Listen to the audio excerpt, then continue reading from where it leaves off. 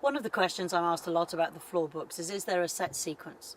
And like any methodology, I would argue you have to be responsive to what your children need on that particular day. But as a general rule, what you would tend to have is the first part of that cycle, which is about noticing. It's about observing and seeing what children are doing and saying to you. So that becomes your starting point. It tells you where your journey is going to go. Then what you do is you have your talking tub, and your talking tub is there to guide the conversation.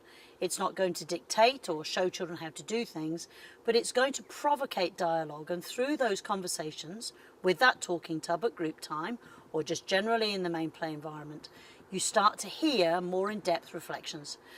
Then what you do is write down those reflections. They go into the Floorbook, and we write down verbatim what children are talking to us about.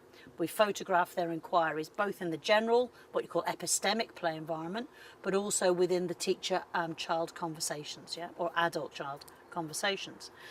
Then what you do is you have to analyse those voices, because there'll be so many. You analyse them to create the PLOD, which is called the Possible Line of Directional Development. And in that, what you're doing is saying, we're going to do this, so the activity, but you must always on the PLOD put why you're doing it. So I'm going to do this in order to learn this. I'm going to provide hammers and cloths in order to explore the place of chlorophyll in plants.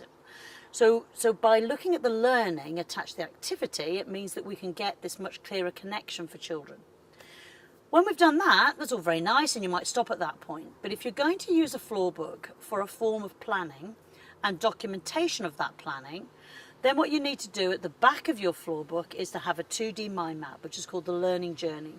As you write those plods and tick and date them to say that they've been done, what you then do is transfer that into the line of inquiry map, the learning journey map at the back of the book, and then you can say, if you want information about how we did plant dyes, find it on page 21 or on page 32.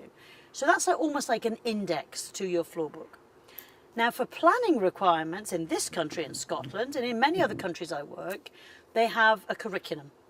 And the curriculum really is there to help people understand the breadth and balance of the experiences that children need to explore within a certain age frame.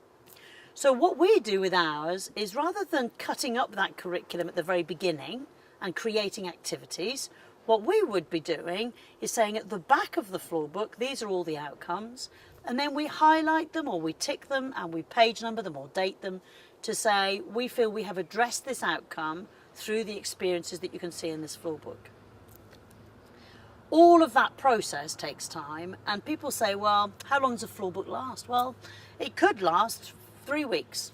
And then what happens is the interest just dies away. But rather than stopping it completely, you just let it sit for a while, and then you may find that that interest re-emerges here. So at this point, you would go back to the original Floorbook and date the page to show that gap, but then write and carry on the learning journey as it develops from that point.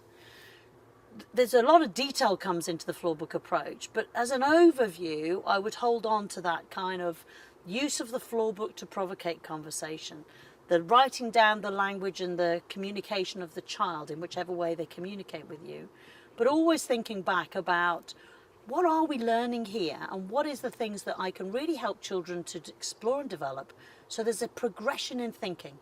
Because after all, that's what makes the difference between a Floorbook and just a learning journal or a scrapbook.